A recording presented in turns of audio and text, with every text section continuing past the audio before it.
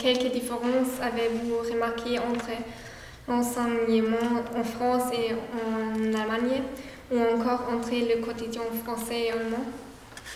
Bah écoutez, je vais vous parler, mon mari vous a parlé de l'allemand, de la langue. Moi, je vais vous parler de la physique, de l'enseignement de la physique. Alors, assez rapidement, mon collègue, le professeur de physique, s'est dit, oh là, mais il commence différemment. En France, on explique d'abord, on donne la formule, etc. Et puis après, on expérimente. En Allemagne, c'est différent. On commence par expérimenter, que l'élève cherche pourquoi c'est comme ça, pourquoi c'est ce résultat, pas un autre. Et puis l'explication vient après, l'explication, voilà. Ça, beaucoup plus pragmatique, dirais-je, beaucoup plus pratique du côté allemand que du côté français. Et il y a encore quelque chose, je trouve que la motivation est différente. C'est-à-dire l'importance des langues en Allemagne est beaucoup plus importante.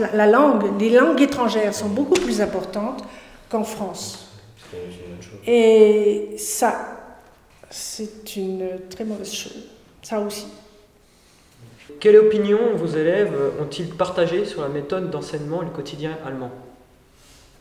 Et je pense, je me permets d'intervenir, mais je pense qu'ils prennent goût à la liberté, les élèves français, quand ils sont là-bas. Il n'y a pas de surveillant. Oh, on va vite au McDo acheter ça. On revient en cours, on repart. Oui, quand il n'y a rien, ben on y va, quoi. Les premières années, c'était aussi très amusant parce qu'ils étaient outrés, nos élèves, de voir qu'au fond de la classe, les élèves allemands tricotaient. Ah, mon Dieu, quelle affaire! Ah oui, les professeurs, ils ne supportaient pas que les filles tricotent au fond de la classe. Bah après, les Allemands... Jetzt noch gemacht, stricken? Non, nicht mehr. Nein, verschwunden. Voilà. Ça a disparu, hein, mais bon, il y a eu une époque où c'était ça. Oui. Dans les écoles allemandes, c'est assez facilement, ils font n'importe quoi. Ils font parfois n'importe quoi, oui, ils mangent, à l'époque ils tricotaient, voilà. Bon, ça se passait, c'était comme ça. Ils rentraient avec les casquettes. Hein? Oui, bon. Mais je me suis toujours demandé, avec l'école qu'ils ont eue, la liberté de l'école qu'ils ont eue, comment font-ils pour être aussi disciplinés après dans leur métier?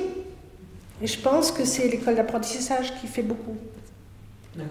Et le fait que les anciens reprennent, les ouvriers, reprennent en charge les jeunes et les cadres